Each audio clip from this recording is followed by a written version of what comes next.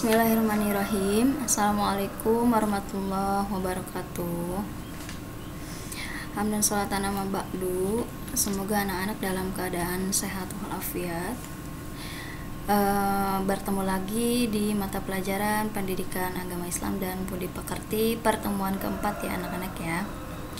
Hari ini kita akan mempelajari tentang mengenal nama dan juga sifat-sifat Allah Subhanahu wa taala. Minggu kemarin sebetulnya sudah kita singgung ya mengenai sifat-sifat Allah. Jadi sifat-sifat Allah itu, Umi ulangi lagi, ada berapa? Yang wajib kita ketahui itu ada 3 ya, terbagi menjadi 3. Yang pertama sifat wajib bagi Allah, kemudian sifat mustahil bagi Allah, dan yang ketiganya sifat jaiz bagi Allah. Nah itu semua nanti akan kita jabarkan dan kita pelajari kembali. Sebelumnya kita akan mengenal nama-nama Allah yang kita sebut dengan Asmaul Husna. Baik.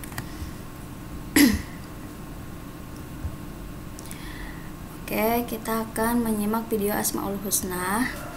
Catatan ya, ini untuk anak-anak, setiap kali pembelajaran maka diwajibkan untuk membaca Asmaul Husna terlebih dahulu.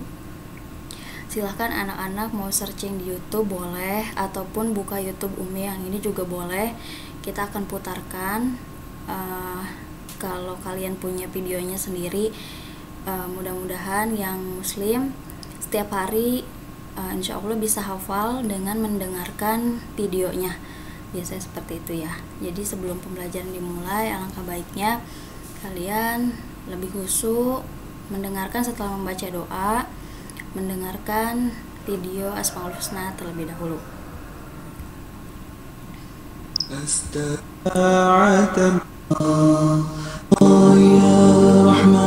Lah orang-orang yang menyimpang dari kebenaran dalam menyebut nama-namanya, nanti mereka akan mendapat balasan terhadap apa yang mereka kerjakan.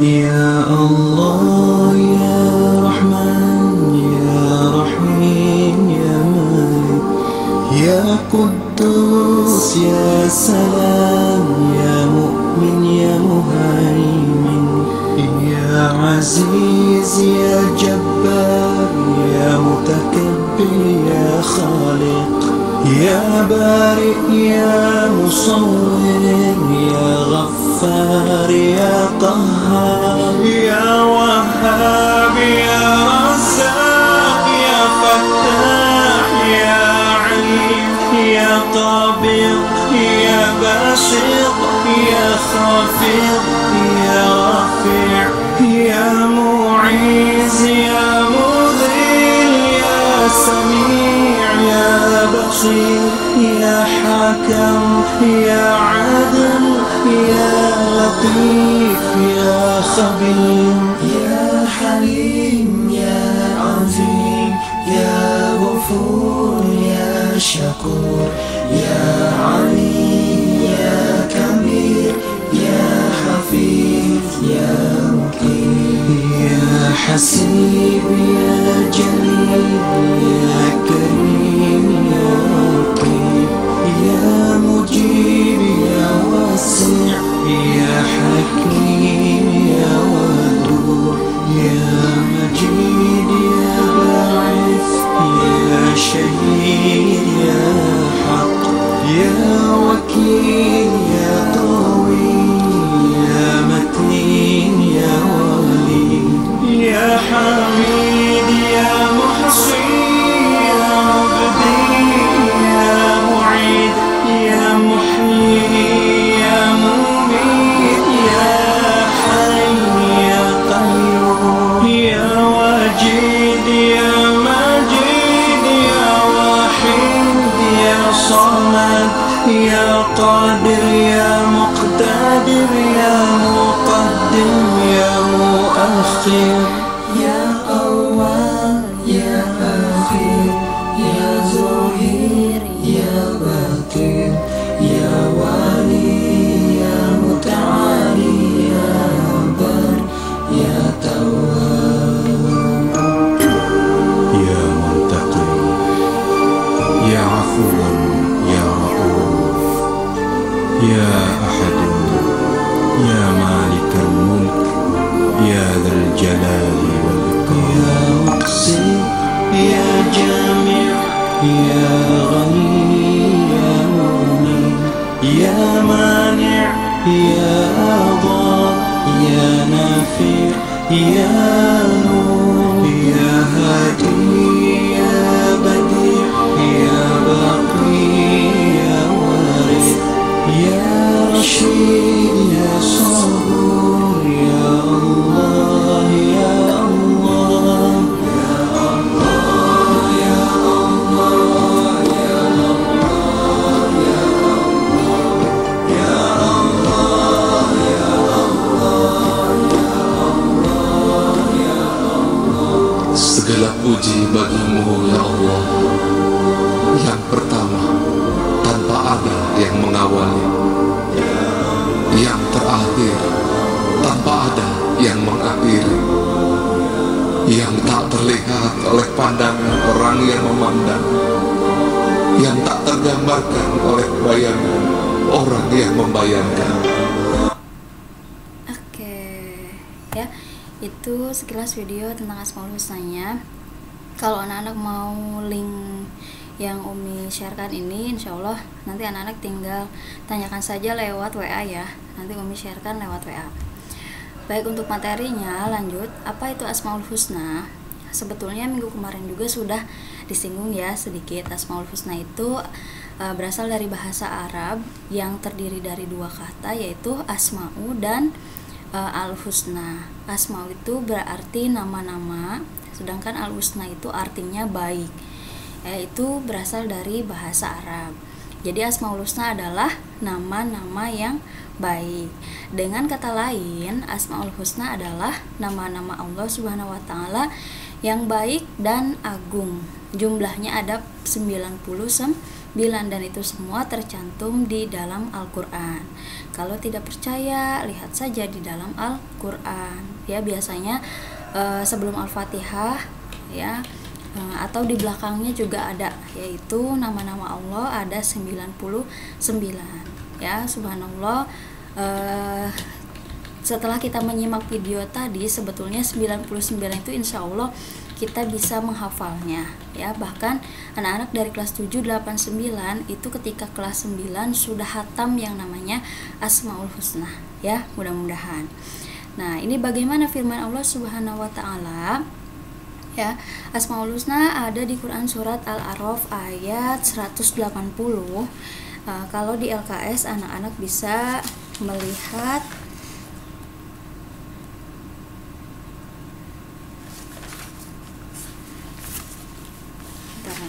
di halaman 6 ya. Di halaman 6 Al-A'raf ayat 180, yang mana Umi bacakan dulu Arabnya ya. A'udzubillahi minasyaitonirrajim. Bismillahirrahmanirrahim. Walillahil asmaul husna fad'uhu biha wa dzarul ladzina yudkhiluna fi asma'ih sayajzauna ma kanu ya'malun.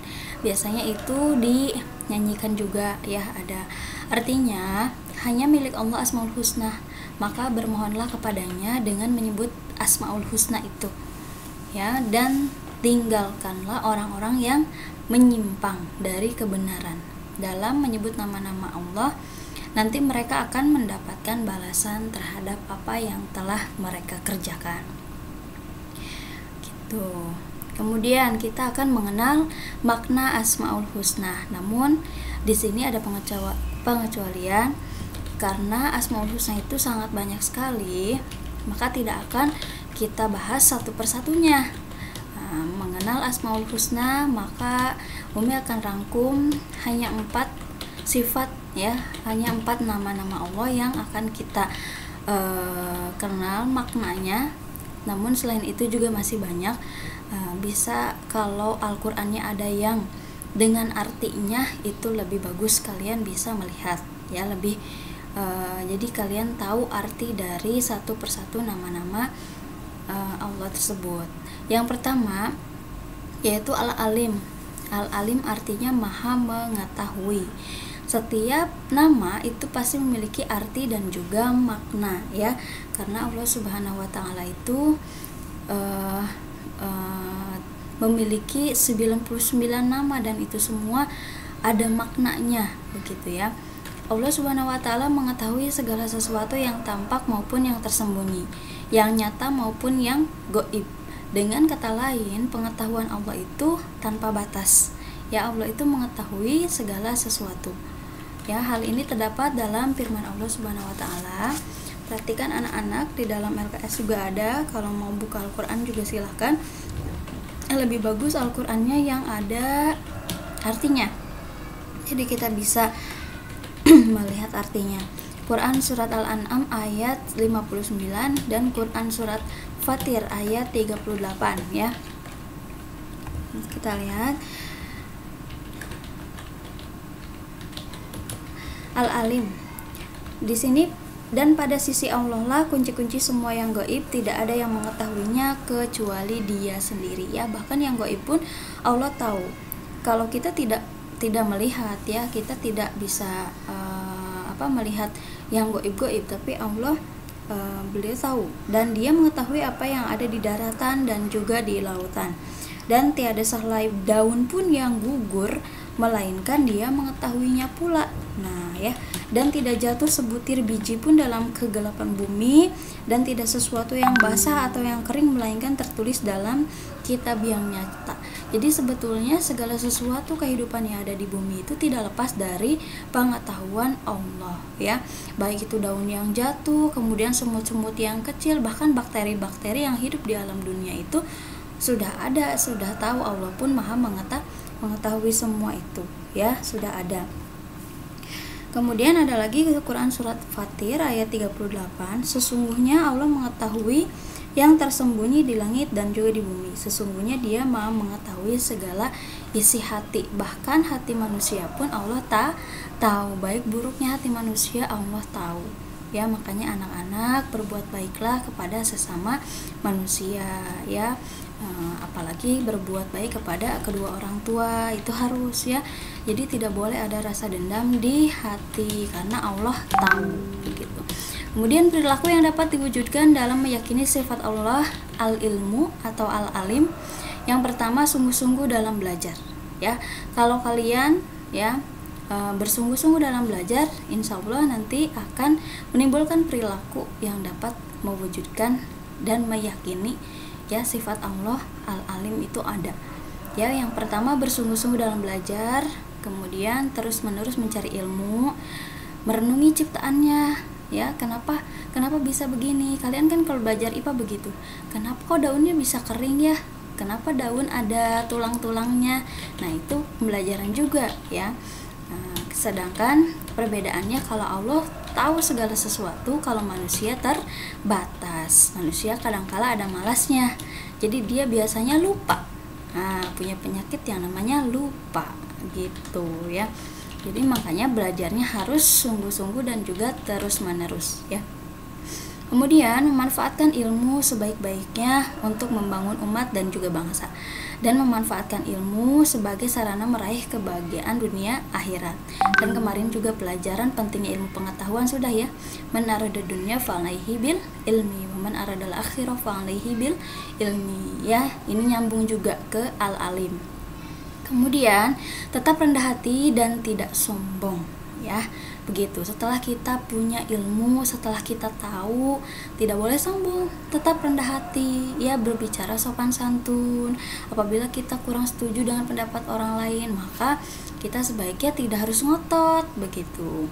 Nah, seperti filosofi tanaman padi, yaitu semakin berisi maka dia akan semakin merunduk. Jadi artinya tidak boleh sombong gitu ya.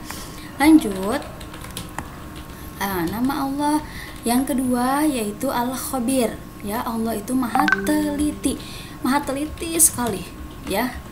Nah, manusia juga kan terkadang jika dia tidak teliti, ada saja yang lupa, kemudian ada saja pekerjaan-pekerjaan yang mengakibatkan pekerjaan tersebut berantakan. Oleh sebab itu manusia juga harus teliti dalam mengerjakan segala sesuatu ya. Tapi Allah maha teliti sekali ya, berbeda dengan manusia, begitu ya. Allah maha teliti sekali. Nah, di sini Allah maha teliti terhadap segala sesuatu termasuk menciptakan makhluknya ya.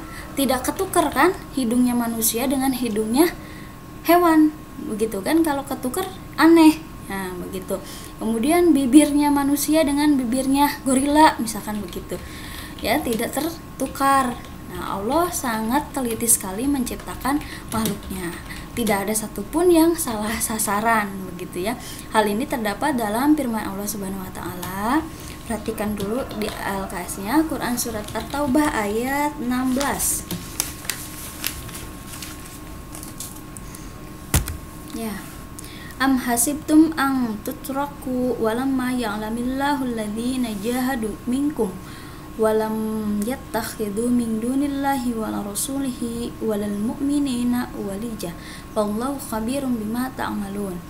Apakah kamu mengira bahwa kamu akan dibiarkan sedang Allah belum mengetahui dalam kenyataan orang-orang yang berjihad di antara kamu dan tidak mengambil menjadi teman yang setia selain Allah, Rasulnya, dan orang-orang beriman. Dan Allah maha mengetahui apa yang kamu kerjakan ya. Ini sebetulnya ada efek positifnya bagi kita sebagai hamba jika telah mengetahui Allah Subhanahu wa taala itu maha teliti. Ya, yakni yang pertama, kalau kita mengetahui bahwa Allah itu maha teliti, biasanya menimbulkan rasa muraqabatullah. Artinya, jadi kita itu merasa selalu diawasi oleh Allah. Segala sesuatu yang kita kerjakan, pasti kita itu selalu sadar bahwa kita merasa diawasi oleh Allah. Kemudian yang kedua, menumbuhkan pada jiwa seseorang hamba keinginan untuk menyucikan hati dari penyakit hati. 3, menumbuhkan rasa takut kepada Allah, begitu ya. Jadi ada efek positifnya. Lanjut, As-Sami maha mendengar ya. Kalau As-Sami maha mendengar, pasti nanti ada Al-Basir ya, maha melihat, begitu. As-Sami maha mendengar. Allah Subhanahu wa taala maha mendengar semua keluh kesah dan kegelisahan hambanya.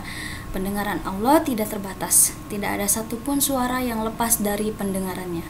Hal ini terdapat dalam firman Allah Subhanahu wa taala. Perhatikan Quran surat An-Nisa ayat 148 dan Quran surat Al-Baqarah ayat 256. Yang mana lebih tepatnya wallahu sami'un alim. Nah, biasanya begitu kan? Dan Allah maha mendengar lagi maha mengetahui ya. Kalian bisik-bisik pun Allah mah dengar.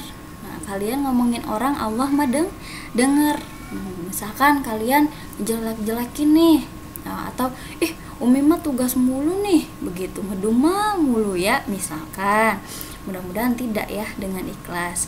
Misalkan Allah mah dengar bisik-bisik dengan siapapun, meskipun orang lain, bahkan di dalam hati pun kita bisik-bisik, Allah mah tahu, Allah mah dengar, gitu ya. Perilaku yang dapat diwujudkan dalam meyakini Allah Subhanahu wa taala itu maha mendengar, yakni pertama, menghargai ya. Dengan cara apa? Mendengarkan orang lain yang sedang berbicara. Ketika orang lain berbicara, maka kita harus diam dulu ya. Terlebih dengan guru ataupun orang tua. Kalau orang tua atau guru sedang berbicara, maka anak-anak cara menghargainya yaitu dengan cara dengarkan ya.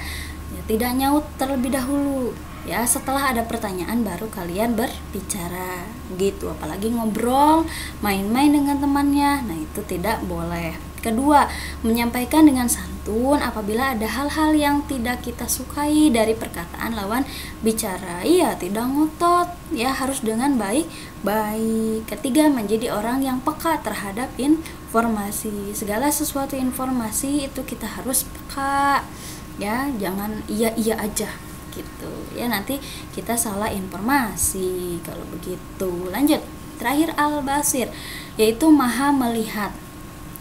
Allah Subhanahu wa taala maha melihat segala sesuatu baik lahir maupun batin, yang lembut maupun yang kecil. Allah Subhanahu wa taala melihat apa yang di langit maupun di bumi dan seluruh gerak-gerik makhluknya. Tidak ada sesuatu pun yang tersembunyi dari penglihatan Allah ya.